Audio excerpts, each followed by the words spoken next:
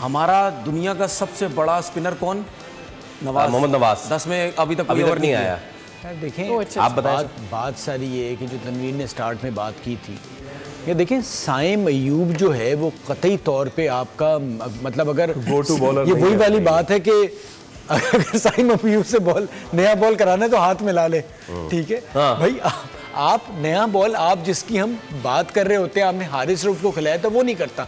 फहीम अशरफ नया बॉल, इस जगह हमने शिवम दुबे को देखा, उसका बॉल फंस के आ रहा था, ठीक है, थोड़ा सा उसे मार लग गया, लेकिन फहीम का थोड़ा सा सीम होता है जो अभी भी हुआ, तो वो नए बॉल से और बेहतर करता। वो अगर आपने चांस लेना था, बिल का जो हैमस्ट्रिंग भी पुल हुआ है या नहीं नहीं उससे नहीं, बॉल बहुत अच्छा हुआ है। देखिए जो बहुत अच्छा बॉल हुआ है, वो बीच में से गैप बना है। आपकी एक्सपेक्टेशन ज्यादा कट हो गई। अच्छा, दूसरी बात ये कि हमने कल का मैच देखा। यस, किसका मैच था? श्रीलंका बांग्लादेश।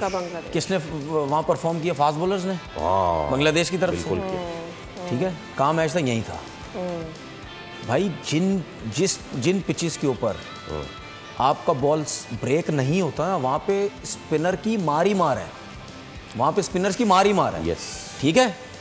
वहाँ पे आपके चलते हैं फास्ट बॉलर्स, क्योंकि फास्ट बॉलर्स को हिट मारना इतना इजी नहीं होता। वो स्लो वन वेरिएशन के साथ भी करते तो इतनी आसानी हिट नहीं लगती।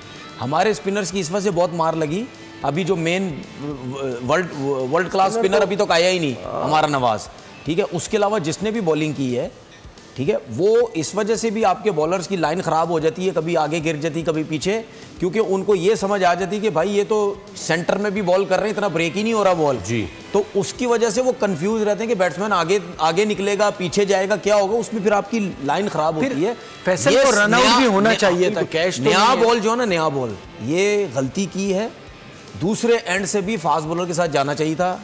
आप हारिस रऊफ के साथ जाते भाई। मुझे एक बात में, मैंने तो एक चीज़ यही सीखी है क्रिकेट में, जब आपने दूसरी टीम को क्या कहते हैं जल्दी आउट करना होता है ना, तो आप पेसर लगाते हैं सर्किल में। बाउंसर भी, अब हारिस रऊफ नया बॉल करता ना कहीं वो जाता बाउंसर पे भी, क्योंकि उसको ये तो पता ना मेरी स्पीड है, वो बाउंसर पे जाता, लग जाता छक्का, कोई मसला नहीं था।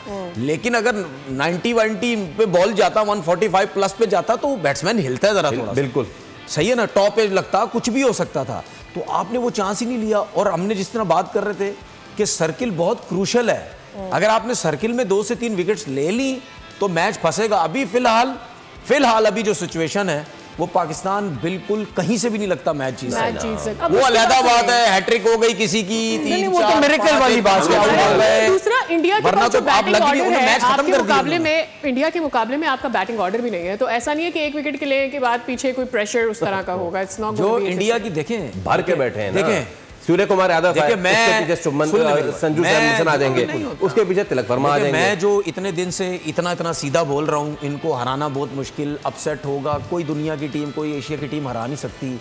उस पर बहुत से लोगों को मेरी बातें बुरी लगी हैं, यार ये तुम क्या बोल रहे हो। तो भाई ये इस वजह से बोल रहा हूँ। सब्सक्राइब करें और बेल दबाएं ताकि कोई खबर रह न जाए।